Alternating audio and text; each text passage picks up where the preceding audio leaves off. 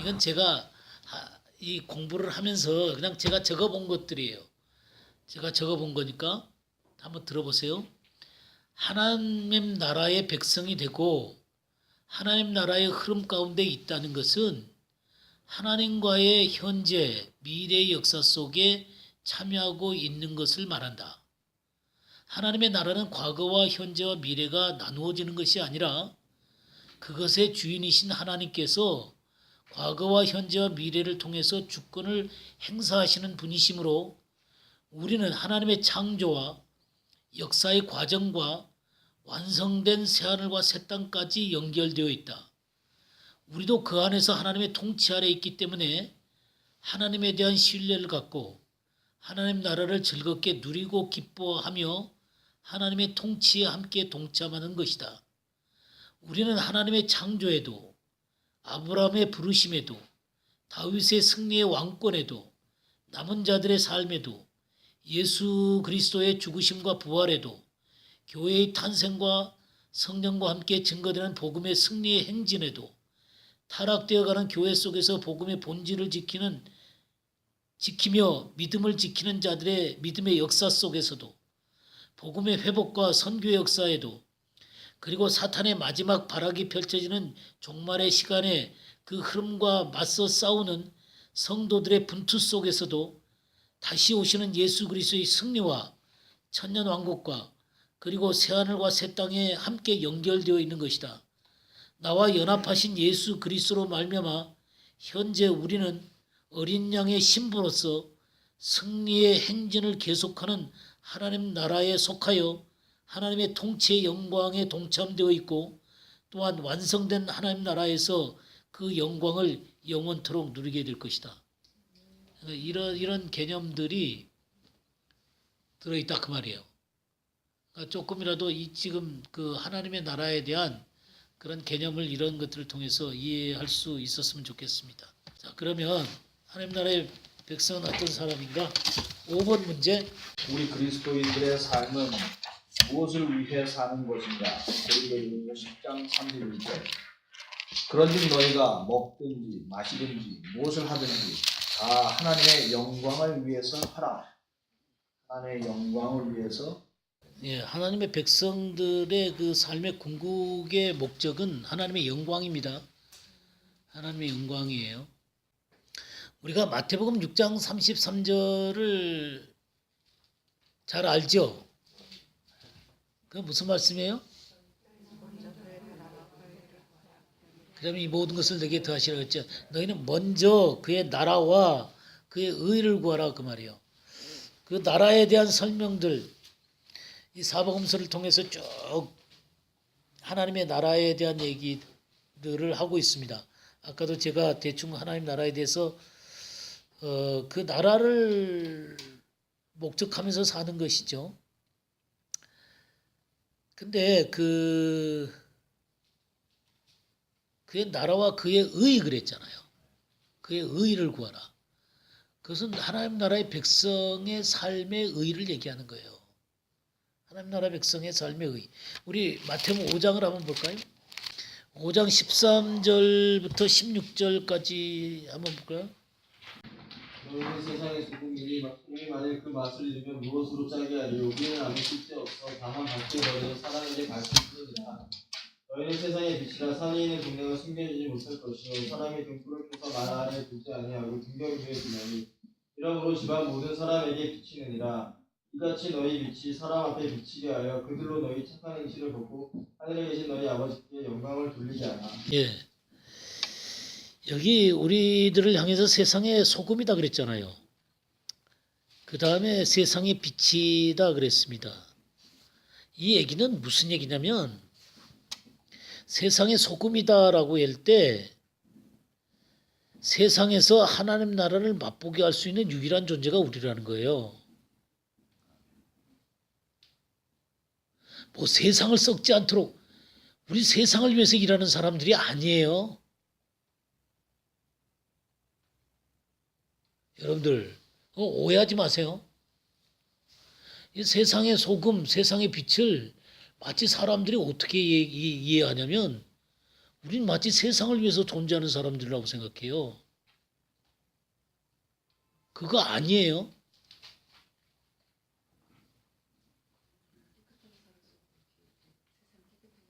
예, 그거 아니에요. 그렇게 오해하시면 안 돼요. 우린 세상을 위해서 사는 사람들이 아니라 하나님 나라를 위해서 사는 사람들이에요. 그러니까 우리가 세상의 소금이다라고 하는 얘기는 뭐 이렇게들 얘기해요. 세상을 썩지 않게 만드는 존재들이다. 그렇게 얘기하죠? 그런 의미가 아니에요.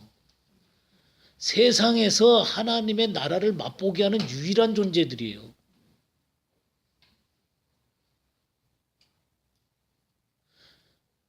우리가 누가 여기 놔두고 누가복음 14장 보시게 되면요. 34, 35절을 보겠습니다. 소금이 좋은 것이나 소금도 만일 그 맛을 잃으면 무엇으로 짜게 하리요. 땅에도 거름에도 쓸데없어 내버리느니라. 있는 자는 들을지어다 하시니. 예, 소금이 맛을 잃어버리면 무엇으로 짜게 하려고 그랬어요. 그러니까 여기 이제 제자에 대한 얘기거든요. 14장 25절부터 쭉 제자는 이러이러한 사람이다. 그러니까 제자가 맛을 잃어버리면 아무 제자로서의 그 자격이 없는 거죠. 그죠? 그런 것처럼 이 하나님의 나라를 이 세상 가운데서 맛보게 할 수 있는 유일한 존재가 바로 우리들이에요. 하나님 나라를 소유하고 있는 사람들이죠. 이 맛을 소유하고 있다니. 소금이 맛을 소유해야지 짜게 하는 거잖아요. 그죠? 그럼 하나님 나라의 백성들이 무슨 맛을 갖고 있어야 돼요? 예? 예, 하나님 나라 맛을 갖고 있어야죠. 확실한 맛을 내야 됩니다. 예, 하나님 나라의 맛을 갖고 있어야지. 그래야 사람들이 하나님 나라의 맛을 볼 거 아닙니까? 예? 그러니까 이게 이제 하나님 나라 맛인지 세상 맛인지 전혀 구별이 안 되면 사람들이 이게 참 하나님 나라를 맛볼 수가 없겠죠. 우리는 이 하나님 나라의 맛을 드러내서 하나님 나라를 소개하는 사람들입니다. 그게 이 세상의 소금이라는 말이에요. 그냥 세상을 썩지 않도록 만드는 존재, 우린 세상을 썩지 않도록 만드는 존재가 아니에요. 나를 통해서 사람들이 하나님 나라의 맛을 볼 때 그 흑암에서부터 빛으로 나오는 거예요. 흑암의 권세에서 하나님의 사랑의 나라로 나오게 되는 것입니다. 이게 짠맛이에요. 이게 짠맛. 그러니까 그런 관점에서 이 세상, 다시 마태복음 5장 14절 보면 너는 세상의 빛이라 그랬잖아요. 그러면 세상의 빛이다 그럴 때 이 세상이 밝게 빛나도록 만드는 빛이다, 이런 의미가 아니라는 거죠. 하나님의 나라로 들어오게 할 수 있는 유일한 빛이라는 거예요. 우리 주님이 빛이셨던 것처럼, 우리 요한복음 8장 12절 한번 볼까요? 예수께서 또 말씀하여 이르시되 나는 세상의 빛이니 나를 따르는 자는 어둠에 다니지 아니하고 생명의 빛을 얻으리라. 예, 이거예요, 이거. 우리 주님이 나는 세상의 빛이라 그랬잖아요. 이 빛 대신 게 뭐냐면 나를 따르는 자는 어둠에 다니지 아니하고 생명의 빛을 얻으리라. 그러니까 하나님 나라의 빛을 얻게 되는 거예요. 주님을 따르게 되면. 그것처럼 우리가 세상의 빛으로 존재하는 것은 세상을 빛나도록 만드는 게 아니라 그들이 어둠 가운데서부터 생명의 빛으로 나오도록 내가 존재하는 거예요. 그래서 15절에 사람이 등불을 켜서 말 아래 두지 아니하고 등경 위에 둔다 그러죠. 그러니까 제가 지난 월요일날 이거 설명했었죠. 예, 하나님의 이 말씀과 이 하나님 나라에 대한 이 말씀들을 이렇게 밝히 드러내고 있어야 되는데, 이게 하나님 나라가 요 밑에 있는 거 맨날 요 밑에서 드러나지는 않고 그냥 이 말 아래 이렇게 감추어져 있는 것처럼, 말이라는 게 알죠? 돛박 같은 거 그 속에다 집어넣으면 이게 빛이 비칠 수가 없잖아요. 그러니까 이 내 자아라는 이 대박 이 속에다가 하나님 나라가 감추어져 갖고는 드러나지를 않는 거예요. 예. 이 육신이라는 이 대박 속에 하나님 나라가 드러나지를 않는 거예요. 이게 벗겨져야죠. 이 수건이 벗겨져야 된다고요. 수건이 벗겨져야지 하나님 나라가 이 밝히 나의 삶 가운데서 드러나는 거예요. 그러니까 성경에 뭐 수건이라든가 뭐 봉환샘이라느니 뭐 또 저기 또 갇혀 있다 또 뭐 이 말 아래에 있다 이런 것들이 다 그런 개념들이에요. 예, 그런 개념들이에요. 그래서 하나님의 나라가 내 속에서 흘러나와야 되는 거거든요. 그러니까 봉환샘이 아니라 흐르는 물이어야 되거든요. 생수의 강이 흘러 나오리라 그랬잖아요. 그러니까 이 생수의 강이 터져서 나와야 되는 거거든요. 봉해져 갖고는 나오지를 못하고 있는 거예요. 내 속에 하나님 나라를 두셨잖아요. 두셨습니까? 그렇죠? 우리 안에 하나님 나라의 주인이신 예수님이 계시잖아요. 그러면 하나님 나라의 주인으로 계시는 이 하나님 나라가 내게 이미 임했단 말이에요. 그 이 하나님의 나라가 흘러나와야 된단 말이에요. 근데 이게 막혀 있어요. 내 육신이 막고 있는 거란 말이에요. 그러면 내가 소유하고 있으면서 이게 전혀 사람들에게 영향을 못 주고 빛을 비춰야 되는데 이게 딱 가둬놓고 있는 거예요. 그러니 누가 방해해요, 지금? 세상이 방해를 하는 게 아니라 내가 방해를 하는 거예요. 그러면 내가 방해를 하니까 내가 무너져야죠. 이 겉사람이 깨져야 된다 그 말이에요. 그래야 내 속에 있는 이 하나님의 빛이 흘러나오게 된다 이 말이에요. 이같이 너희 빛이 사람 앞에 비치게 하여 그들로 착한 행실을 보고 하늘에 계신 너희와 너희 아버지께 영광을 돌리게. 착한 행실, 이 선하다는 얘기 여러 번 제가 설명했어요. 이거 하나님이 만족하는 거예요. 하나님이 좋아하시는 거예요. 그러니까 하나님이 인정하는 행위가 나오는 거예요. 이런 것들이 하나님의 말씀이 내 속에서 삶의 형태로 이렇게 나올 수 있는 것은 이 육신이 무너지고 성령을 쫓을 때 나오는 거예요. 그래서 이 말씀의 본질들이 내 속에서 살아 움직이면서 내가 말씀의 삶이 나에게서 자연스럽게 나오는 거예요. 그럴 때 하늘에 계신 너희 아버지께 영광이 되어지게 되는 것입니다. 그러니까 이게 자연스럽게 되어지게 되는 거예요. 이런 일들이 바로 이게 우리가 하나님 나라를 소유하고 있는 사람들이라는 것이죠. 그래서 17절 말씀부터 20절까지도 좀 읽어주세요.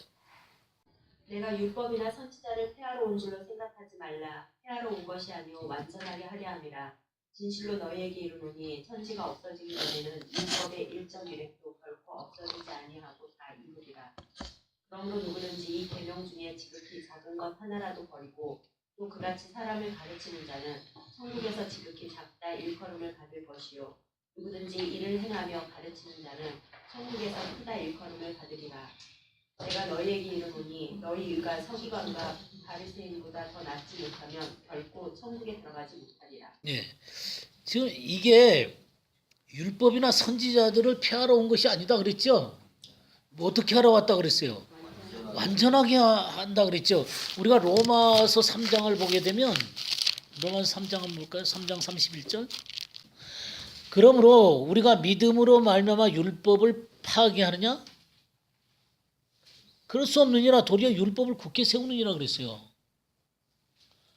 그러니까 율법이 완성되는 거다 그 말이에요. 완성되는 거.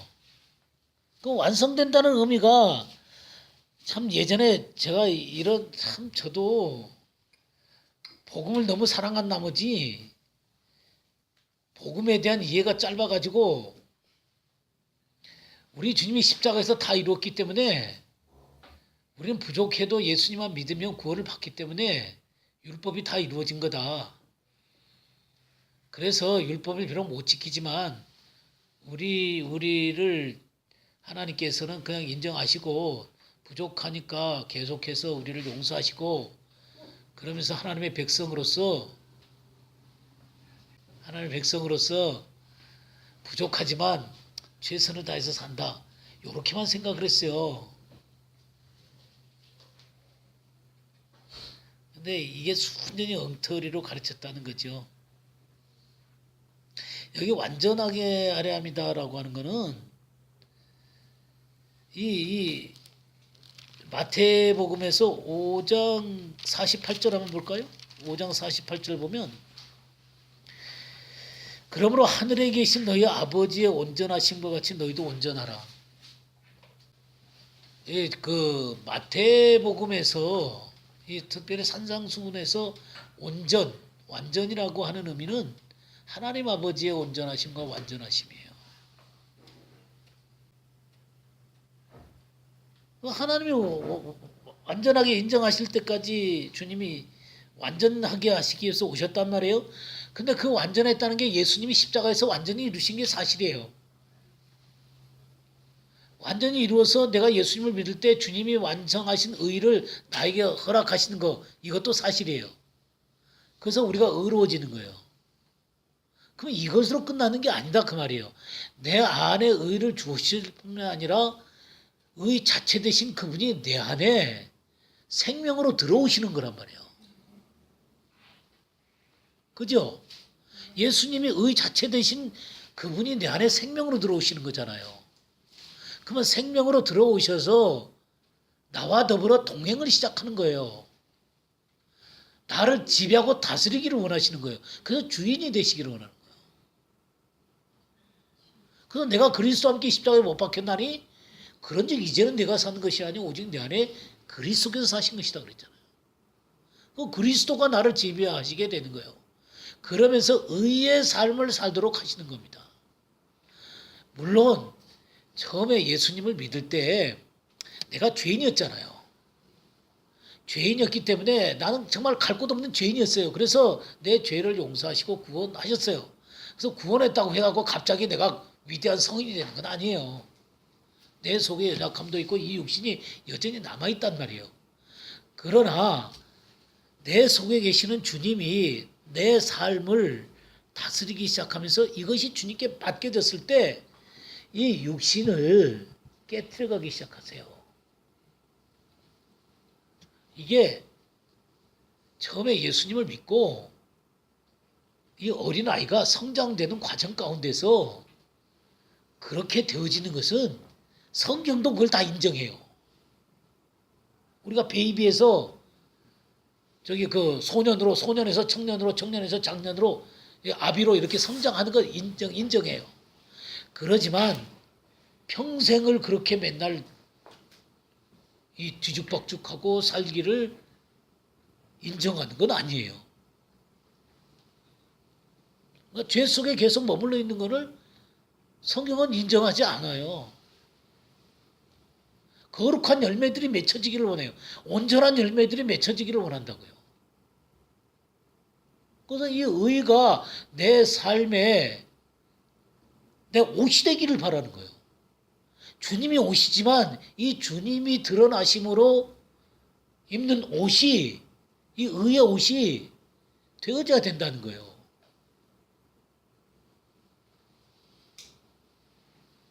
이게 바로 세마포예요. 빛나고 흰 세마포, 그 어린 양의 신부가 입는 이게 세마포 옷이에요.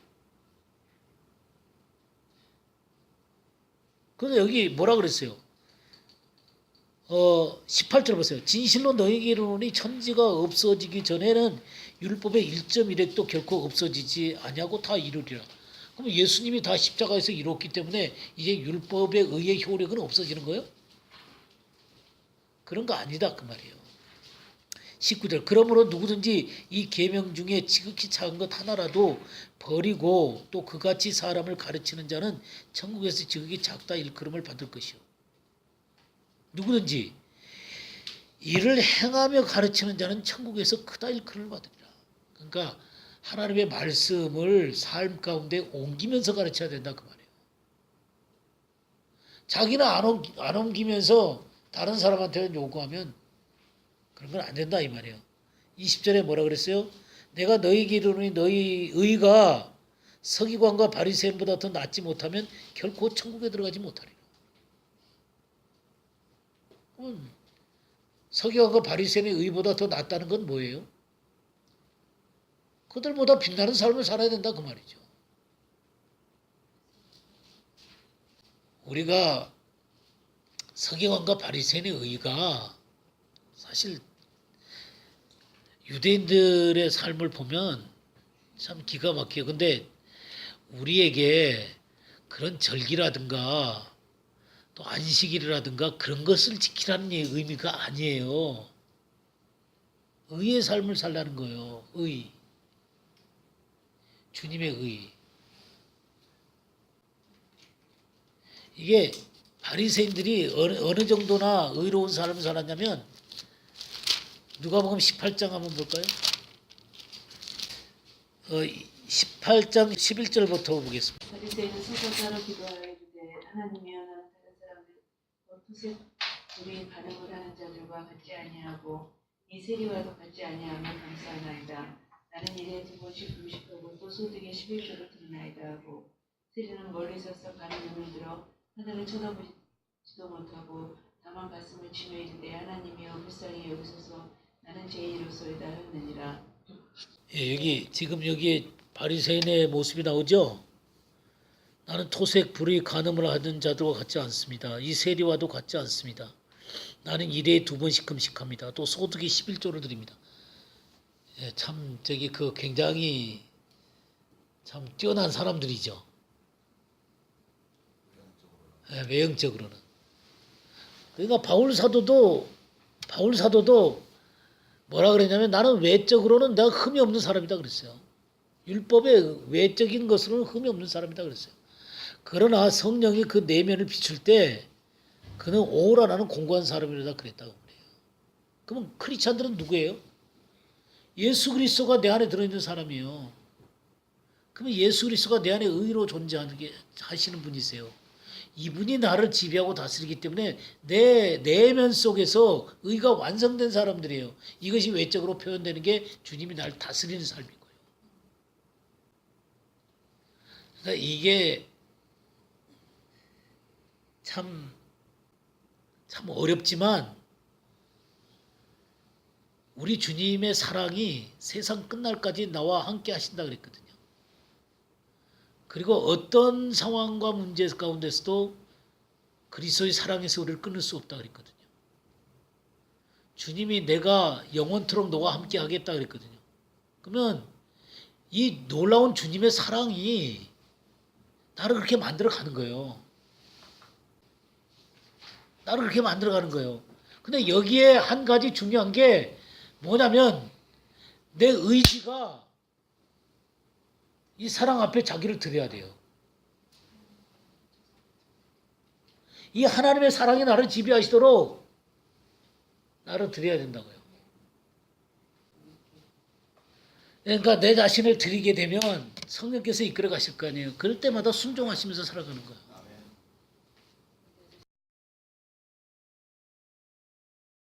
우리가 죄인이었을 때 내가 예수님 믿었을 때 들어와 있었지. 그러나 내가 정결한 삶을 살아야만 이 주님이 드러나실 거 아니에요. 근데 이 육신이 가로막고 있다 이 말이에요. 그래서 주님이 이 육신을 깨트리기를 원하신다 이 말이에요. 여러 가지 방법으로 깨트리시는 거예요. 문제로도 깨트리시고 관계로도 깨트리시고 기도로도 깨트리시고 말씀으로도 깨트리시고 그러면서 이게 처리가 되는 거예요. 그러면서 어느 날 진짜 내가 성숙한 사람이 돼 있다니까요. 그러니까 문제들 가운데 자유로워진 사람이 돼 있는 걸 발견하게 되는 거예요. 그렇게 방해했던 요소들이 더 이상 방해가 아니에요. 그냥 그게 자연스러운 삶으로 순종의 삶으로 그냥 되어 있다니까요.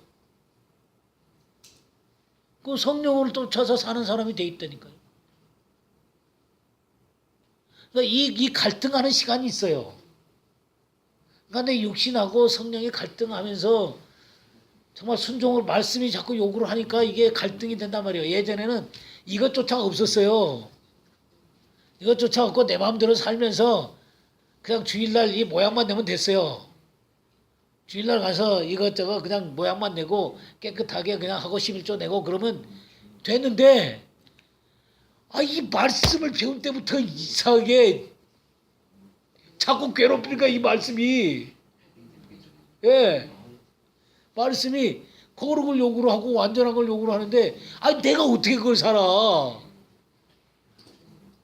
그러니까 갈등이 막 일어나는 거죠. 그러면서 부서져 나가는 거예요, 이 자아가. 그러고 성령께서 굴복을 시켜 가시는 거예요. 그러면서 어느 날인가는 그래, 난 죽었어. 그러니까 논리적으로 죽은 게 아니라 그래, 주님 앞에 내 진짜 죽었어. 난 더 이상 이제 나를 위해 안 살아. 이게 결정이 된다고요. 그러니까 거기서 게임 끝이에요. 그 다음에 죄를 범하는 건 주님 앞에 죄송스러운 거야. 그러니까 고통스럽게 자백을 하는 거죠. 그러나 더 이상 주님하고 주권 갖고 안 싸워요. 주인이시니까. 그러니까 제일 어려운 게 뭐냐면 이 주권 갖고 싸우는 거 계속 나오고 주님하고. 그러니까 말은 주님이라고 부르지요. 말은 주님이라고 부르는데 진짜 내 내면 속에서 주님이 주권이 이게 인정이 안 된 거예요. 이때는 괴로워요. 예. 근데 주님은 그걸 계속 건드리시는 거예요. 그래갖고 어느 날인가는 도저히 뭐 내가 이제 손 듭니다. 손 들고 발 들고 다 듭니다. 내 주인 아니에요. 주님이 진짜 주인이에요. 예, 마음대로 하세요. 이게 인정이 되는 거예요. 그거 인정되면 그때부터는 쉬워요. 순종하면 되니까. 성령께서 도우시고 주님께서 도우셔서 그것을 자연스럽게 해가게 하신다고요. 근데 요게 안 되니까 계속해서 갈등이 일어나는 거예요. 이해가 되셨죠? 예. 이게 안 되니까 갈등이 일어나. 예, 힘들죠. 힘든데 그 인정이 되고 나면 그 다음에 점점 내 자신이 온전한 자리로 가게 되는 것을 발견하게 되는 거예요. 성령께서 도우세요. 그리고 이 하나님의 말씀이 점점 더 마음 눈이 밝아지면서 하나님의 말씀의 빛이 점점 내 속에 더 많이 들어와요. 그러면서 이게 능력으로 화해가는 것들을 발견해요. 그러면서 너희가 내 말에 거하면 참 내 제자가 되고 진리를 알지니 진리가 너희를 자유케 하리라 그랬잖아요. 그러면서 이 하나님의 말씀이 나를 자유롭게 만들어가는 것을 발견하는 거예요. 그게 하나님의 의예요. 이게 하나님 나라의 의예요. 예. 근데 많은 사람들이 사실은 하나님의 영광보다는 여기 먹든지 마시든지 무엇을 하든지 하나님의 영광을 위해서 하라 그랬는데 사람의 영광을 더 생각해요. 예, 사람들이 그건 참 적어요. 누가복음 한번 볼까요? 누가복음 12장을 한번 보겠습니다. 13절 말씀부터 21절까지 한번 보겠습니다. 우리 중에 한 사람이 이르되 선생님 내 형을 명하여 유업을 나와 나누게 하소서 하니 이르시되 이 사람아 누가 나를 너희 재판장이나 물건 나누는 자로 세웠느냐 하시고 저희에게 이르시되 삼가 모든 탐심을 물리치라 사람의 생명이 그 소유 넉넉한 데 있지 아니하리라 하시고 또 비유로 저희에게 일러 가라사대 한 부자가 그 밭에 소출이 풍성함에 심중에 생각하여 가로되 내가 곡식 쌓아둘 곳이 없으니 어찌할꼬 하고 또 가로되 내가 이렇게 하리라 내 곡간을 헐고 더 크게 짓고 내 모든 곡식과 물건을 거기 쌓아두리라 또 내가 내 영혼에게 이르되 영혼아 여러 해 쓴 물건을 많이 쌓아두었으니 평안히 쉬고 먹고 마시고 즐거워하자 하리라 하되 하나님은 이르시되 어리석은 자여 오늘 밤에 내 영혼을 도로 찾으리니 그러면 내 애비한 것이 네 것이 되겠느냐 하셨으니 자기를 위하여 재물을 쌓아두고 하나님께 대하여 구욕치 못한 자가 이와 같으니라. 지금 이게 무슨 얘기예요? 어떤 사람이 지금 예수님한테 왔어요. 내 형을 명하여 유산을 나와 나누게 하소서. 이 사람이 지금 예수님의 권위는 인정을 한 거예요. 예수님이 참 놀라우신 분이라는 건 인정을 하고 재산 문제 때문에 형하고 지금 다투고 있는 거예요. 그래갖고 예수님한테 왔고 우리 형한테 유산 좀 나누게 해달라고 지금 부탁을 하는 거예요. 그러니까 이 사람은 예수님을 아는 거예요, 모르는 거예요? 예, 모르는 거죠. 예수님이 어떤 분인지를 모르는 거예요. 그러니까 이 세상의 재물에 초점이 있는 이 사람은 이게 가장 중요한 거예요, 지금. 근데 예수님은 이것 때문에 오신 분이 아니라 하나님 나라를 위해서 오신 분이라 이 말이에요.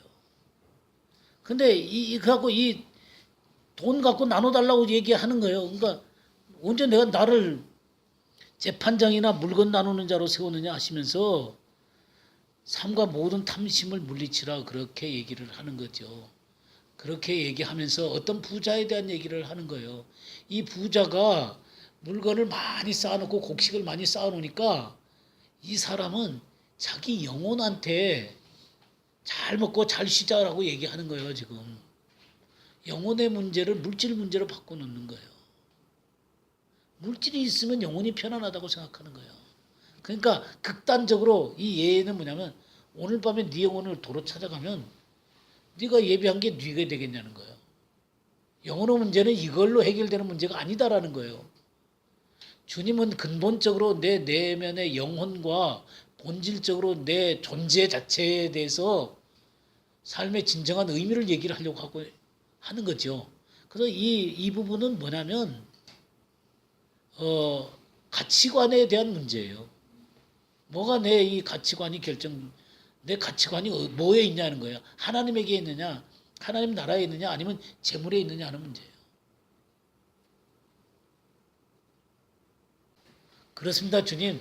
재물이 내 초점이 아니라 주님이 내 초점입니다. 이게 돼 있어야 된다 이 말이에요. 사업하는 사람들.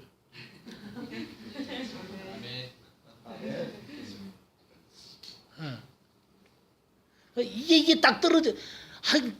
그냥 이게 끈질기게 계속 물고 늘어져요. 이 교회 다니는 사람들 보면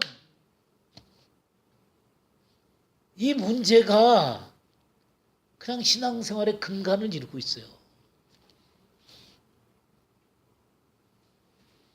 복이라고 하는 세속적인 복이 이 문제하고 연결되어 있는 거예요. 그럼 이 말씀에 비춰보면 소위 교회 다니는 사람들은 진짜 하나님 나라의 백성들이 아니에요. 교회는 다니는데 하나님 나라의 백성은 아니에요. 그렇게 얘기할 수밖에 없어요. 가치관이 안 바뀌었는데요.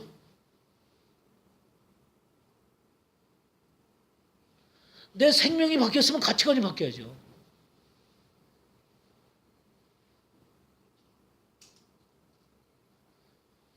이게 그러니까 우리가 말씀을 공부하고 교회를 다니고 예배를 드리고 이거를 10년을 해도 이게 안 바뀌면 뭐가 문제예요? 내가 문제예요. 지금 뭐 성경 공부가 문제예요. 예배가 문제예요. 뭐가 문제예요?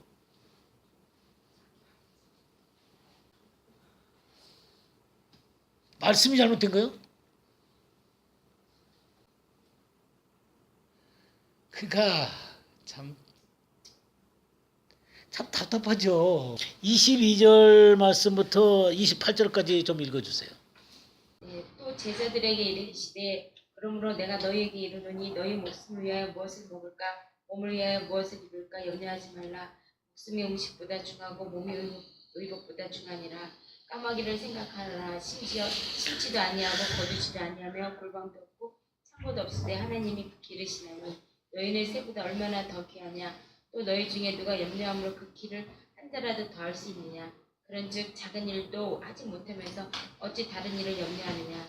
백합화를 생각하여 보라.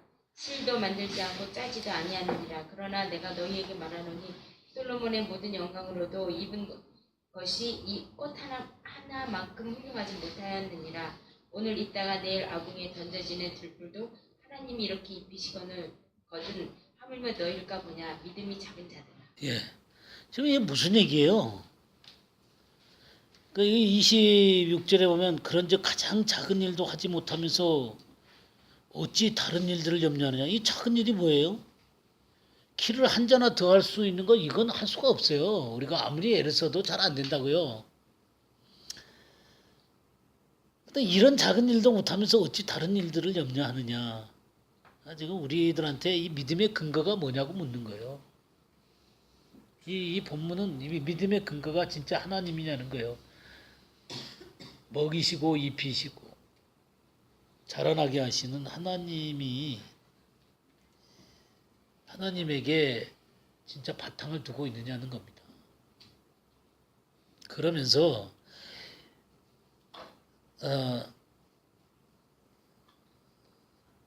근데 우리는 새나 백합보다 많이 갖고 있죠? 예? 어때요?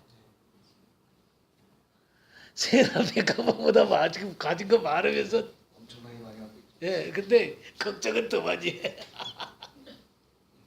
어느 날 잠새 두 마리가 서로 얘기를 했어요. 잠새 두 마리가 얘기를 했는데 한 마리가 잠새 한 마리한테 야 저기 좀 봐. 뭔데? 저 허둥대는 저 사람들 좀 봐. 막 이러고 막 허둥대잖아. 그러니까 나머지 잠새 한 마리가 뭐라 그러는지 아세요? 쟤네들한테는 먹이시고 입히시는 하나님이 없으신가 봐.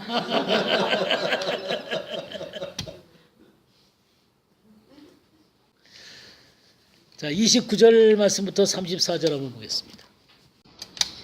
너희는 무엇을 먹을까 무엇을 마실까 하여 구하지 말며 근심하지도 말라. 이 모든 것은 세상 백성들이 구하는 것이라. 너희 아버지께서 이런 것이 너희에게 있어야 될 줄을 아시느니라. 오직 너희는 그의 나라를 구하라. 그리하면 이런 것을 너희에게 더하시리라. 무리여 무서워 말라. 너희 아버지께서 그 나라를 너희에게 주시기를 기뻐하시느니라. 너희 소유를 팔아 구제하여 낡아지지 아니하는 주머니를 만들라. 곧 하늘에 둔 바 다함이 없는 보물이니 거기는 도적도 가까이 하는 일이 없고 금도 먹는 일이 없느니라. 너희 보물 있는 곳에는 너희 마음도 있으리라. 예. 그러니까 여기 이 장면이 무슨 얘기냐면 이 세상 백성들이 구하는 것은 무엇을 먹고 무엇을 입을까 하는 것을 구한다는 거죠. 그들의 가치관은 이것이기 때문에 이것이 있어야만 안심이 되는 거예요. 근데 우리는 우리 주님이 어떤 분인지도 알고 또 우리의 삶의 근거가 주님이시고 믿음의 근거가 주님이라는 사실을 압니다. 그러니까 하나님 나라를 우리가 소유한 사람이에요. 그래서 31절에 우리가 구하는 것은 그의 나라와 그의 의를 구하라 그랬어요. 그의 나라를 구하라.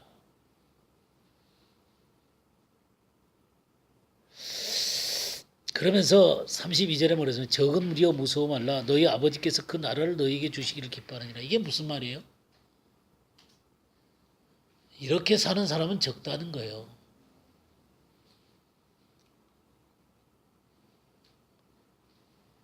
이렇게 하나님의 나라를 소유한 사람들은 적다는 것입니다.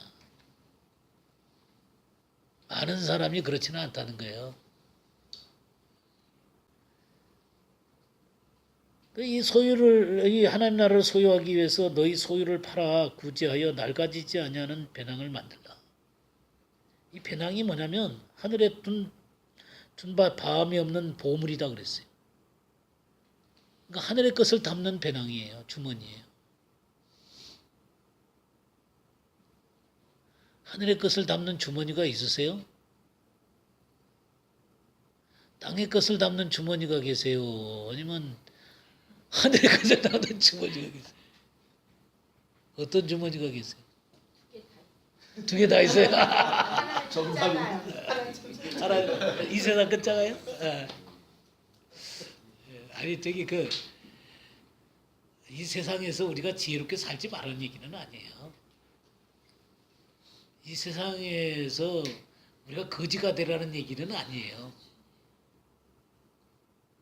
근데 거기에 내 안식처를, 그러니까 내 모든 안식처를 거기다가 두는 거예요. 그 안정된 어떤 배경을 갖고 싶어 하는 거예요. 그러니까 주님이 없어도 돼요.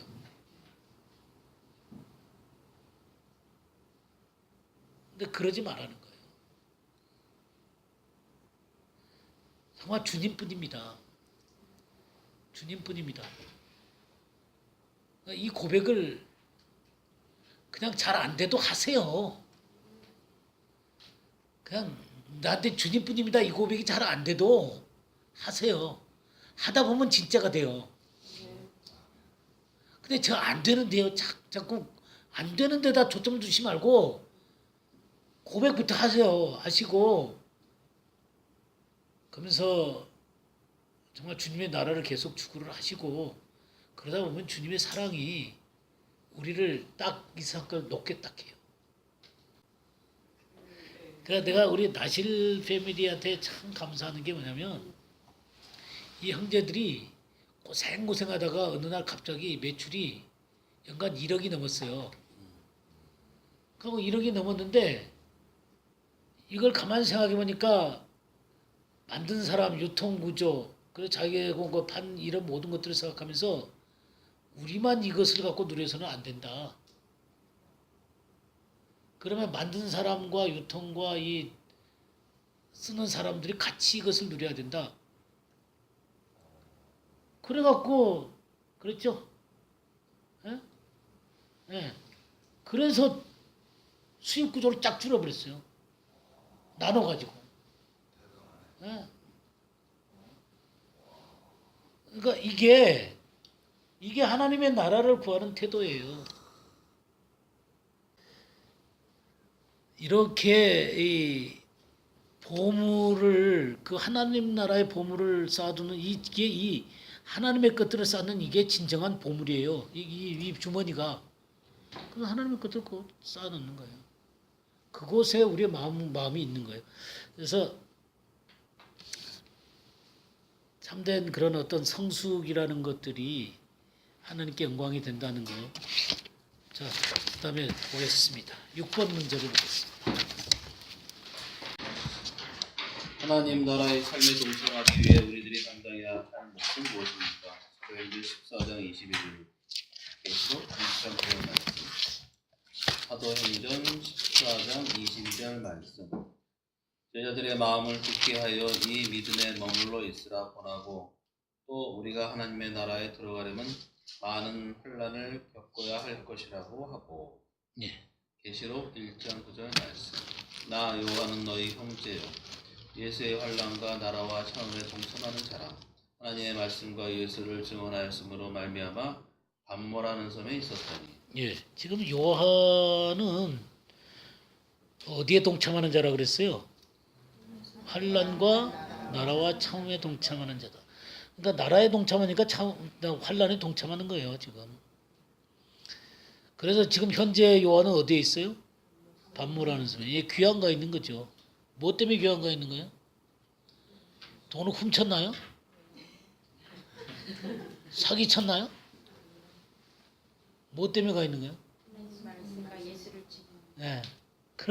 그 하나님의 말씀과 예수를 여러분 하나님의 말씀과 예수를 증언하는 것 때문에 고통 당해 보신 적 있으세요? 하나님의 말씀과 예수를 증언하는 것 때문에 고통 당하고 불이익 당해 보신 것도 있으세요? 그러니까 그런 건 얘기하는 거예요. 그런 거. 뭐 다른 게 아니라 그런 거 얘기하는 거예요. 하나님 나라에 들어가려면 많은 환난을 겪어야 될 것이다. 그러니까 미래적인 하나님 나라도 있지만 현재적인 하나님 나라에 동참하는 것도 많은 환난을 겪어야 되는 거예요. 그러니까 우리가 하나님의 말씀을 우리의 삶에서 피하지 말자는 거예요. 하나님의 말씀을 하나님의 나라의 백성이라는 것을 우리의 삶에서 피하지 말자는 거예요. 인생은요 결단으로 이루어지는 겁니다. 결단으로 이루어지는 거예요.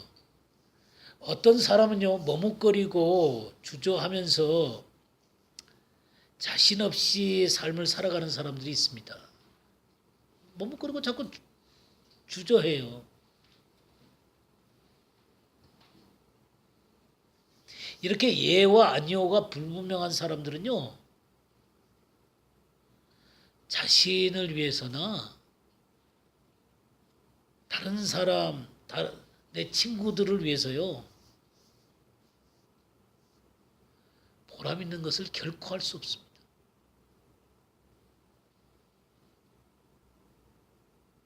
보람 있는 것을 결코 할 수 없어요. 내 갈등과 우유부단으로 인해서요, 내 인생이 낭비되고 내 정력이 낭비되는 거예요. 하나님은 나를 통해서 아무것도 할 수가 없는 거예요. 그러니까 하나님 나라라고 하는 것은 우리 인생의 질이라든가요, 아니면 미래를 결정하는 시금석이에요. 그것에 근거하는 거예요.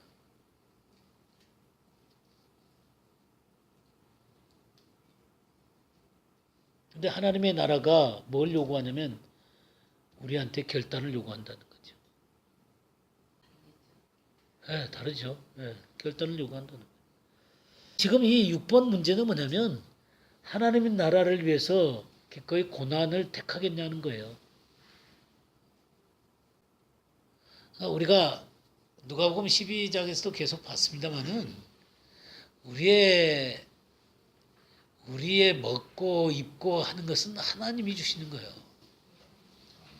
거기에다가 인생의 믿음의 근거를 두셔야 돼요. 그냥 이 세상 가치관은 뭐냐면요, 많이 벌어놓으라는 거예요. 많이 보장을 만들어 놓으라는 거예요. 그 보험도 있고 또 미래의 보장을 위해서 만들어 놓으라는 거예요. 이 문제에 대해서 보험을 들지 말아라든가 미래를 위해서 준비하지 말라는 얘기는 절대로 아닙니다. 아닌데 그 가치관으로 사시면 안 됩니다. 하나님만이 내 유일한 가치다라고 얘기하셔야 돼요. 내 이 삶에 정말 내 먹고 살고 내 인생의 모든 것들이 그분에게서 나온다라고 하는 이것이 진짜로 확립되어 있어야만 합니다. 그리고 주님이 포기하라고 그러시면 다 포기할 수 있다라고 고백하셔야 됩니다. 이걸 부자 관원이 하지 못했어요. 부자 관원이 이것을 못했어요. 그러니까 근심하면서 돌아갈 수밖에 없었죠. 누가복음 9장 57절에서 62절 한번 볼까요? 길 가실 때 어떤 사람이 여짜오되 어디로 가시든지 나는 따르리이다. 예수께서 이르시되 여우도 굴이 있고 공중의 새도 집이 있으되 인자는 머리 둘 곳이 없도다 하시고 또 다른 사람에게 나를 따르라 하시니 그가 이르되 나로 먼저 가서 내 아버지를 장사하게 허락하옵소서. 이르시되 죽은 자들로 자기의 죽은 자들을 장사하게 하고 너는 가서 하나님의 나라를 전파하라 하시고 또 다른 사람이 이르되 주여 내가 주를 따르겠나이다마는 나로 먼저 내 가족을 작별하게 허락하소서. 예수께서 이르시되 손에 쟁기를 잡고 뒤를 돌아보는 자는 하나님의 나라에 합당하지 아니하니라 하시니라. 예. 지금 이 사람들은 주님을 따를 용의가 있는 사람들이에요. 그렇게 고백도 하고. 근데 지금 주님이 말씀하시는 게 뭐예요? 58절에 여우도 굴이 있고 공중에 새도 집이 있을 때 인자는 머리 둘 곳이 없다. 그러니까 이게 보장에 대한 문제죠. 보장에 대한 문제예요. 보장을 정말 주님한테 가면 현실적인 보장을 할 수 있습니까? 없습니까? 이 문제를 묻고 있는 거예요. 근데 주님이 그것 때문에 나를 따르는 것은 아니다 그런 얘기예요. 그냥 또 저기 또 다른 나를 따르라 그러니까 그가 내 아버지를 장사하게 허락하옵소서. 죽은 자들로 죽은 자를 장사하게 하고 너는 가서 하나님 나라를 전파하라. 때때로 참 주님이 참 매정하신 분 같아. 그러니까 이게 하나님 나라에 대한 진정한 이해가 없으면 참 이런 게 어렵습니다. 이런 말이 굉장히 어려운 얘기예요. 그렇다고 뭐 부친 장사하지 마라 이 얘기 아니에요. 죽은 사람을 장사하고. 예. 그럼 우리 저기 그 부친 장사하지 말아야 되는 거예요? 그런 얘기는 아니에요. 그러니까 내 인생에 사람과의 관계의 우선순위 가운데 주님을 첫 번째 둘 수 있냐는 겁니다. 그리고 주여 내가 주를 따르게 했나마는 먼저 내 가족을 작별하게 허락하옵소서. 그러니까 자꾸 미련이 있는 거예요. 뒤를 쳐다보고 싶은 거예요 지금. 그러니까 쟁기를 잡고 뒤돌아보는 자는 내게 합당하지 않다는 얘기죠. 계속 가라는 얘기예요. 사랑하는 형제자매 여러분, 그냥 여러분 주님과 따르기 시작했으면 그냥 가세요. 자꾸 뒤돌아보지 마시고 가세요. 주님이요, 여러분을 자유롭게 하기 위해서요, 여러분을 성숙시키시고 여러분 인생을 가치 있게 만드시기 위해서 그러시는 거예요.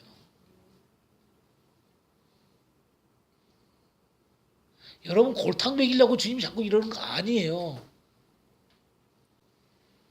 주님이 오죽하면 이런 얘기가 있어요. 네 첫 번째가 되고 싶다는 거예요. 네가 하나님 나라를 향해서 걸어가는 거 보고 싶다는 거예요. 우리 로마서 14장 한번 볼까요? 로마서 14장 7절에서 9절. 우리 중에 누구든지 자기를 위하여 사는 자도 없고 자기를 위하여 죽는 자도 없도다. 우리가 살아도 주를 위하여 살고 죽어도 주를 위하여 죽느니 그러므로 사나 죽으나 우리가 주의 것이로다.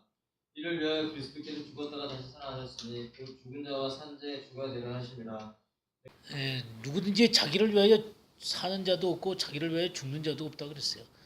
그러니까 이거는 예수 그리스도와 함께 내가 죽었다라고 선언된 사람들만이 알 수 있는 얘기들이에요. 예수 그리스도가 내 안에 사신다라고 하는 이 가장 원초적인 고백, 갈라디아서 2장 20절이죠. 그러니까 이런 것들이 그냥 속에 있는 사람이에요. 그래서 그리스도가 진정한 주인이 된 사람들이죠. 그래서 사나 죽으나 살아도 주님을 위해서 살고 죽어도 주님을 위해서 죽는다 그 말이에요. 이런 것들이 분명해지게 되면 디모데후서 1장 7절 8절을 보겠어요.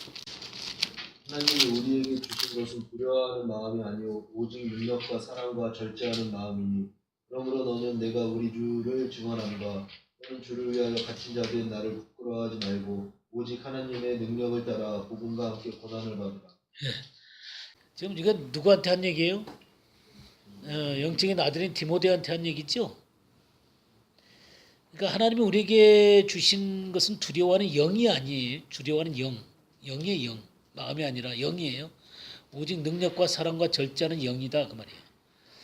성령의 능력이죠. 그러므로 너는 내가 우리 주를 증언함과 또는 주를 위하여 갇힌 자 됐다 이거. 바울은 지금 갇힌 자가 됐습니다. 근데 그 영적 아들한테 뭐라고 얘기해요? 나를 부끄러워 말고 하나님의 능력을 따라 복음과 함께 고난을 받으라 이거예요. 그러니까 이게 일반적인 그 초대교회 성도들은 그냥 복음을 위해서 살았어요. 이 목회자들만 이렇게 살아야죠. 그래요?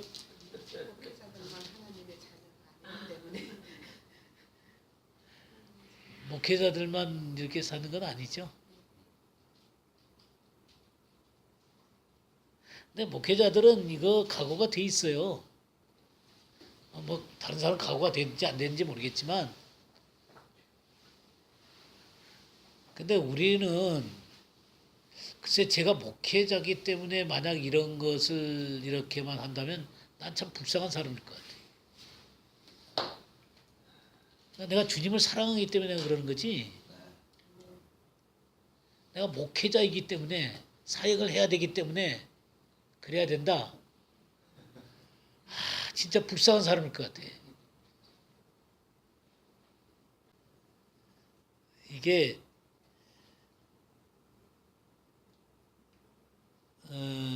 근데 이런 것들을요, 하나님께서 부흥을 주시는 곳들에서는요, 부흥을 주는 곳들에서는 어떤 일들이 벌어지냐면 이 희생을 하러 나가잖아요. 그러면 다른 성도들이 그 희생에 뒷받침이 돼요. 이게 부흥이 일어나는 곳에서는 일어나는 거예요. 근데 하나님의 성령이 역사 안 하고 부흥이 꺼지잖아요. 그러면 고생하는 사람한테 네가 가서 고생해라는 거예요. 그리고 구경해요. 그게 이제 영적으로 식어갈 때, 그리고 부흥이 일어나지 않는 곳에서 일어나는 거예요. 그러니까 우리가 기독교 역사상 100년이 지속된 선교가 있었거든요. 그게 뭐냐면 어디서 일어난 거냐면 모라비안 교도들한테서 일어났었어요. 모라비안 교도들 사이에서 일어났는데 이 사람들은 6가정이 되잖아요. 그럼 한 사람을 파송해요.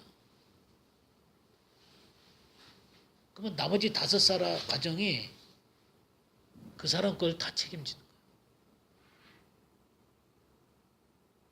그러니까 그건 누가 더 고생한다고 얘기를 할 수가 없어요. 그렇게 되면. 그러니까 완전히 주님께 의존돼 있고 형제자매들에게 의존돼 있는 거예요. 그러니까 그게 진정한 하나님 나라거든요, 사실이요. 그렇게 연결되어진 공동체, 그렇게 연결되어진 주님의 사람들의 모임은 진짜 그런 게 진짜죠, 그죠? 그러니까 고난이 다 나눠 갖는 거예요, 나눠 갖는 거. 그럼 우리가 우리나라 속담에도 배찢장도 맞들면 낫다라는 말이 있잖아요. 이 고난이라고 하는 게 서로가 함께 짊어지게 되면 이게 경감이 되는 거예요. 근데 이 고난이라는 문제를 복음과 함께 고난을 받으라라고 우리들에게 말씀을 하고 있어요.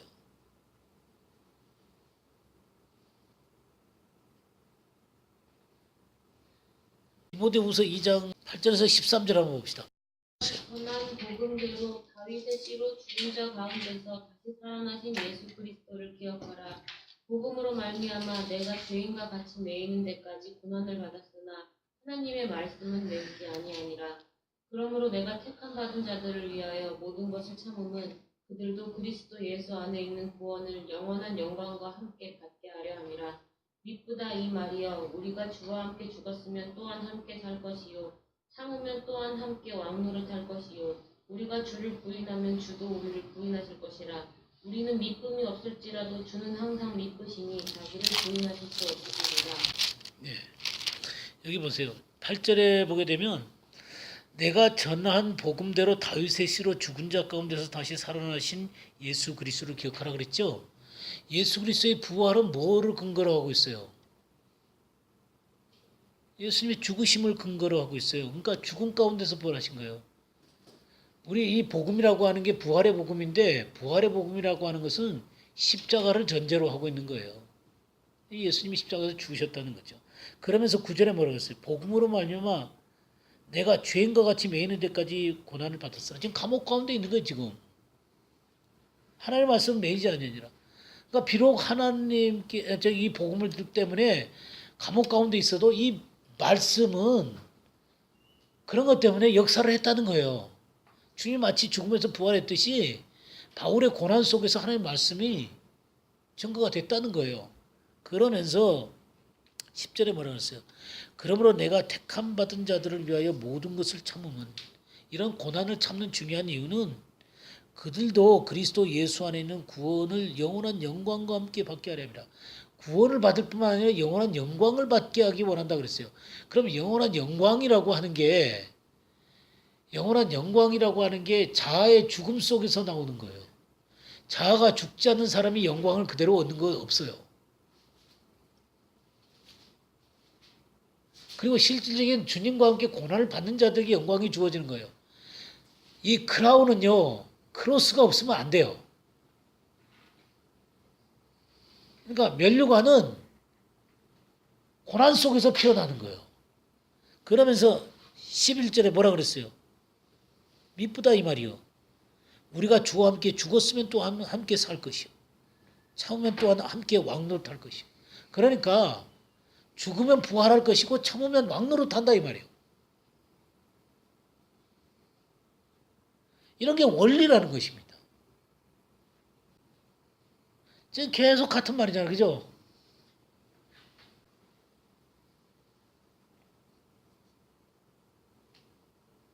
우리 한 가지 그럼 더 바울이 어떤 고난을 받았는가를 한번 보죠. 고린도 후서 11장 한번 보겠습니다. 23절에서 33절까지 한번 읽어보겠습니다.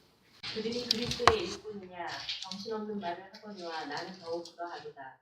내가 수고를 넘치도록 하고 옥에 갇히기도 더 많이 하고 매도 수없이 맞고 여러 번 죽을 뻔하였으니 유대인들에게 40에서 하나가만 매를 5번 맞았으며 3번 태장으로 맞고 1번 돌로 맞고 3번 파선하고 일주야를 깊은 바다에서 지냈으며 여러 번 여행하면서 강의 위험과 강도의 위험과 동족의 위험과 이방인의 위험과 시내의 위험과 광야의 위험과 바다의 위험과 거짓 형제 중의 위험을 당하고 또 수고하며 애쓰고 여러 번 자지 못하고 줄이며 목마르고 여러 번 굶고 춥고 헐벗어노라. 이의 일은 고사하고 아직도 날마다 내 속에 눌리는 일이 있으니 곧 모든 교회를 위하여 염려하는 것이다. 누가 약하면 내가 약하지 아니하며 누가 실족하게 되면 내가 애타지 아니하더냐. 내가 그득을 자랑할진대 내가 약한 것을 자랑하리라. 주 예수의 아버지 영원히 찬송할 하나님이 내가 거짓말 아니하는 것을 아시느니라. 다메섹에서 아레다 왕의 구관이 나를 잡으려고 다메섹 성을 지켰으나 나는 광주리를 타고 들창문으로 성벽을 내려가 그 손에서 벗어났노라. 예, 그러니까 제가 도망가는 얘기도 해놨잖아요, 그죠? 들창문 타고 그냥 도망가는 바울의 모습을 우리 볼 수 있습니다. 참 이 바울의 모습을 보면 제가 목회를 한 지가 한 40여 년이 넘거든요. 근데 부끄러워서 얘기를 잘 못하겠어요. 제가 한 게 하도 부끄러워가지고는 참 나 이런 장면을 보면 아유 참 이런 사람도 있는데 뭐 했나 싶어요. 아니 그저 좀 주님의 복음을 위해서 제대로 살다가 이런 얘기를 들으면 좋겠는데 중간에 하도 엉망으로 살아가지고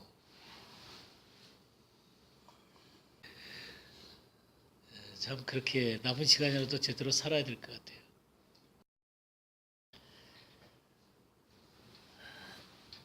네, 7번 문제 보겠습니다. 7번. 요한복음 13장 33절 새 계명을 너희에게 주노니 서로 사랑하라. 내가 너희를 사랑한 것 같이 너희도 서로 사랑하라. 너희가 서로 사랑하면 이로써 모든 사람이 너희가 내 제자인 줄 알리라. 예, 뭐가 그러는 거죠? 네, 세 계명 서로 사랑을 하는 거죠. 네, 서로 사랑을 하는 겁니다. 사랑이죠, 사랑. 네. 이 하나님 나라의 가장 중요한 특징이 바로 의와 사랑입니다. 의와 사랑. 사랑이죠, 사랑. 고린도전서 13장 보겠습니다. 고린도전서 13장 보면 8절 말씀부터 13절까지 한번 읽어볼까요? 사랑은 언제까지든지 떨어지지 아니하나 애원도 패하고 강원도 그치고 지식도 패하리라.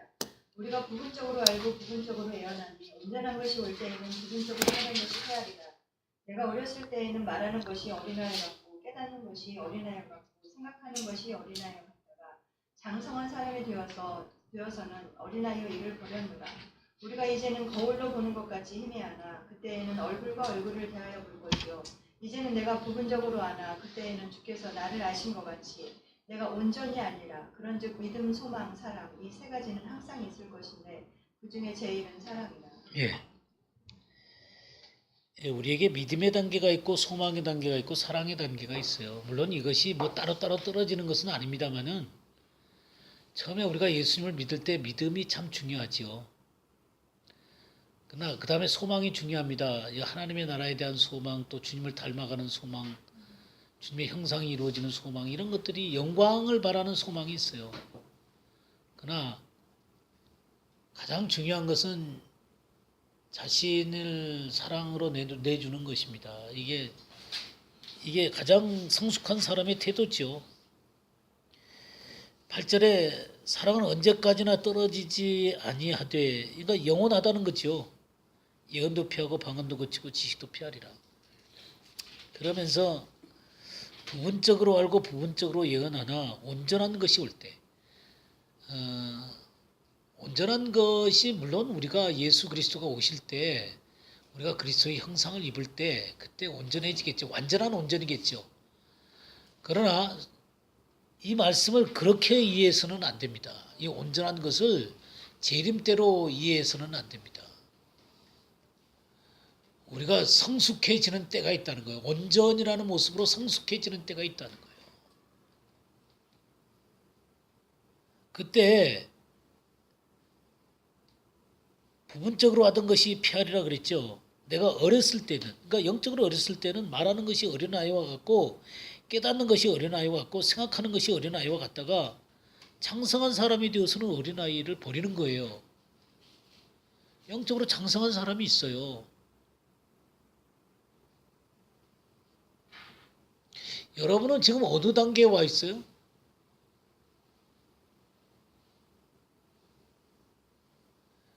아직 베이비예요?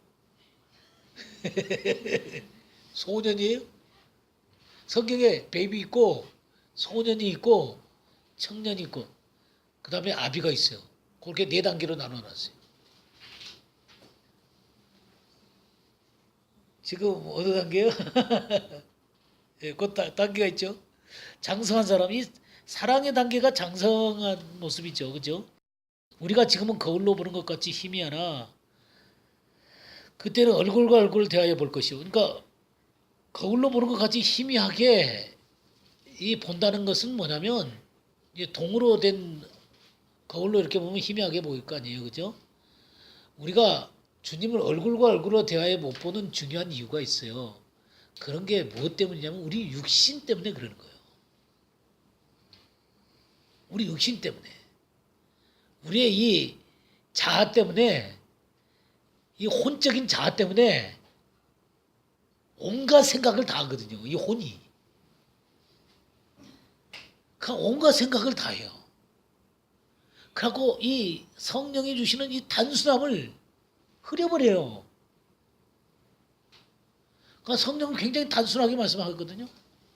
근데 이 혼은 온갖 생각을 다 해요. 그러니까 이 단순한 하나님의 말씀이 막 복잡해져요.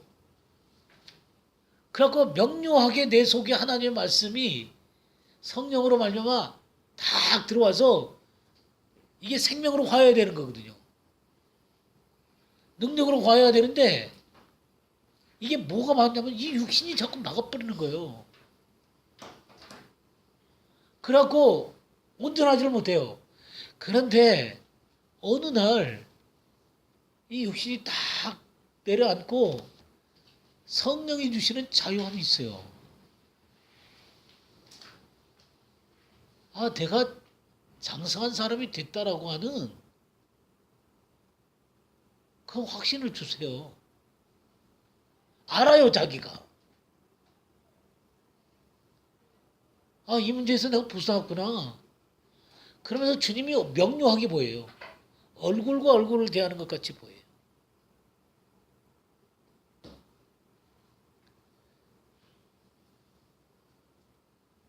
이 온전해지는 단계.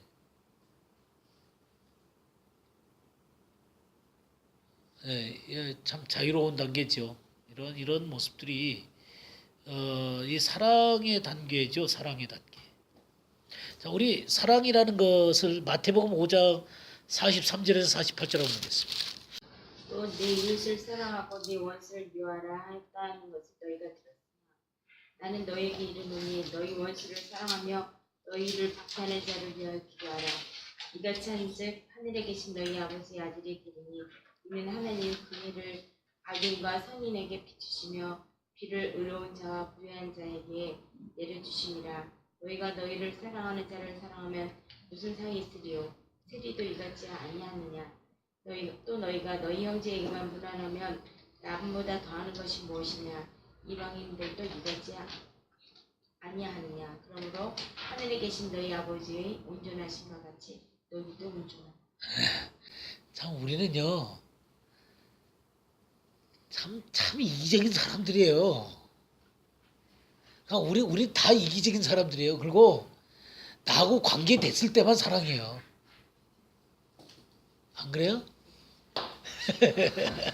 나하고 관계 뭔가 관계를 끈이라도 조금 있어야지 이게 사랑하는 마음이 가지. 예? 예, 근데 참 원수를 사랑하라 그랬죠. 우리를 박해하는 사람들을 위해서 사랑하라 그랬습니다. 이게 하나님의 온전하심이라 그랬는데, 그죠? 우리 정말 죄인일 수밖에 없어요. 여기 다. 예, 다 죄인일 수밖에 없어요. 근데 이거는 주님이 하나님 나라의 백성으로서 이렇게 살으라고 얘기를 하고 있어요. 우리 로마서 한번 보죠. 로마서 12장 14절에서 21절. 너희를 박해하는 자를 축복하라. 축복하고 전사하지 말라. 즐거워하는 자들과 함께 즐거워하고 우는 자들로 함께 울라. 서로 마음을 같이하며 높은 데 마음을 두지 말고 도리어 낮은 데 차하며 스스로 지혜 있는 채 하지 말라. 아무에게도 악을 악으로 갚지 말고 모든 사람 앞에서 선한 일을 도모하라. 할 수 있거든 너희로서는 모든 사람과 더불어 화목하라. 내 사랑하는 자들아, 너희가 친히 원수를 갚지 말고 하나님의 진노하심에 맡기라. 그렇게 때 원수 갚는 것이 내게 있으니 내가 갚으리라고 주께서 말씀하시느니라. 내 원수가 줄이거든 먹이고 목마르거든 마시게 하라. 그리함으로 내가 숯불을 그 머리에 쌓아놓으리라. 악에게 지지 말고 서로 악을 이기라. 예. 참 말씀이 참 어렵네요, 그죠? 예? 그러니까 우리를 박해하는 사람에게 합법적으로 우리 덤벼들 수 있거든요. 근데 어떤 분이 쓴 책을 내가 읽으면서 그분이 그렇게 써놨더라고요. 우리를 박해하는 사람에게 합법적으로 대들 수 있는 유일한 길은 친절밖에 없습니다. 자, 참 이게 하나님 나라의 법이에요. 여기 숯불을 그 머리에 쌓아 놓으리라 그런 거 있죠. 이거 뭔지 아세요? 숯불을 그 머리에 쌓아 놓으리라. 이게 어떤 얘기냐면요. 이건 동양적으로 이해를 해야만 이해가 되는 거예요. 화로가 있죠. 그러니까 그 재에다가 이 숯불을 놔두잖아요. 이렇게 덮어놓잖아요. 그러면 이 숯불이 꺼지지 않잖아요. 근데 이거를 꺼트리는 경우가 있어요. 그러면 이 숯불을 얻기 위해서 다른 사람한테 가야 돼요. 근데 이 원수가 숯불이 꺼졌어. 그래갖고 이 숯불을 빌리러 온 거야. 그럴 때 이 숯불을 머리에 이고 가야 되는데 거기다가 숯불을 얹어주는 거예요. 지금 그런 뜻이에요. 뭐랄까 그런 풍습 속에서 나온 관용어교 같은 거. 예, 우리 요한일서를 한번 볼까요? 요한일서 2장 7절에서 11절 한번 보겠어요. 사랑하는 자들아, 내가 새 계명을 너희에게 쓰는 것이 아니라 너희가 처음부터 가진 옛 계명이니 이 옛 계명은 너희가 들은 바 말씀이거니와 다시 내가 너희에게 새 계명을 쓰노니 그에게와 너희에게도 참된 것이라. 이는 어둠이 지나가고 참빛이 벌써 비침이니라. 빛 가운데 있다 하면서 그 형제를 미워하는 자는 지금까지 어둠에 있는 자요, 그의 형제를 사랑하는 자는 빛 가운데 거하여 자기 속에 거리낌이 없으나 그의 형제를 미워하는 자는 어둠에 있고 또 어둠에 행하여 갈 곳을 알지 못하나니 이는 그 어둠이 그의 눈을 멀게 하였습니다. 이게 참 새 계명을 너에게 쓰는 것이 아니라 옛 계명이라 그랬죠. 구약도 똑같고 신약도 똑같은 얘기를 한다는 얘기예요. 그래서 내가 다시 새 계명을 너에게 쓰는데 그에게와 너희에게도 다 참된 것이라. 이는 어둠이 지나고 참빛이 벌써 비침이니라. 그게 뭐냐면 사랑을 하는 거예요. 빛 가운데 있다 하면서 그 형제를 미워하는 자는 지금까지 어두움 가운데 있는 자다. 그러니까 미움이 그를 지배하고 있으면 그 어둠 가운데 있는 자라는 거예요. 그가 형제를 사랑하는 자는 빛 가운데 거하여 자기 속에 거리낌이 없다 그랬어요. 이 사랑이라고 하는 게 그러니까 하고 싶을 때, 그리고 조건이 마련될 때, 그리고 내가 사랑하는 사람에게, 이거는 아니라는 거예요. 조건이 아니어도, 내가 마음에 안 들어도, 그래도 사랑하라는 거예요. 이게 주님이 내 속에서 그분의 사랑을 안 주시면 어떻게 하겠어요? 그러니까 우리 주님이 내 속에서 나를 다스려야 돼요. 이 사랑할 수 없어요. 의도 행할 수도 없고 사랑도 할 수 없어요. 주님께서 나를 다스리고 내 속에서 나를 지배하고 그의 생명의 능력이 나타나야만 가능한 얘기들이에요. 근데 이런 경우가 있잖아요. 내가 지혜롭게 했음에도 불구하고 그 사람이 고의적으로 나를 그 음해를 해갖고 내가 손해를 보는 경우들이 있잖아요. 그럴 때 그 어쩔 수가 없이 당하는 때가 있거든요. 그러니까 그럴 때가 이제 제일 문제죠.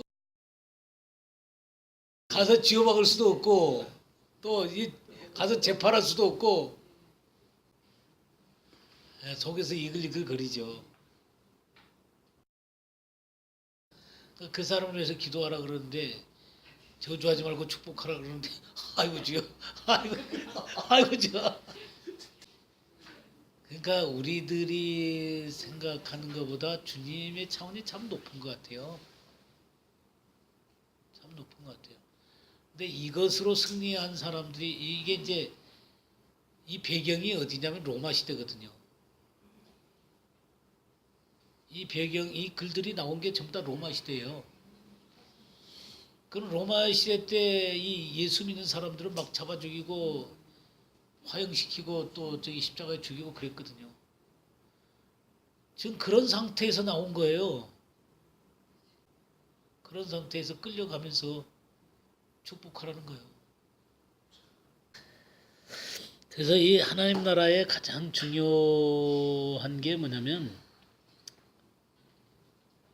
결국 주님의 마음으로 배웠던 게 용서예요. 용서. 우리들의 많은 문제들이 또 병들이 어디서 생겨나냐면 용서하지 못한 데서 나와요. 자, 우리 한번 생각해 봅시다. 뭐냐면 우리들이 베푸는 이 용서는 하나님이 나를 용서한 것에 근거를 두고 있는 거거든요. 내가 기꺼이 용서를 받았잖아요, 주님한테. 그러니까 우리가 믿음이라고 얘기하는 것은 내가 용서받았다라고 하는 것들을 고백하는 거잖아요. 내가 예수님을 믿습니다 하는 얘기는 주님이 내 죄를 용서하셨습니다라는 것을 내 입술로 고백하는 거잖아요. 그죠? 탕감을 받은 거단 말이에요. 그러면 내가 나한테 고통을 준 사람들의 잘못, 그러면 이것을 용서하지 않는다는 것은 주님이 나를 용서했다고 고백하는 것을 우롱하는 겁니다. 우롱하는 거예요. 그러니까 이게 이제 자기 모순적인 거죠. 그럼 이 모순적인 게 진짜 사랑이냐는 거예요. 그러니까 이게 진짜 참된 기독교냐는 거예요. 그런 의미에서 사랑과 용서라는 게 이게 쉽지는 않습니다만은 주님께서 그것을 내 속에 이루어야만 진정한 그리스도인의 삶의 모습이고 하나님 나라의 백성의 삶의 모습입니다. 오늘은 뭐 여기까지 하죠.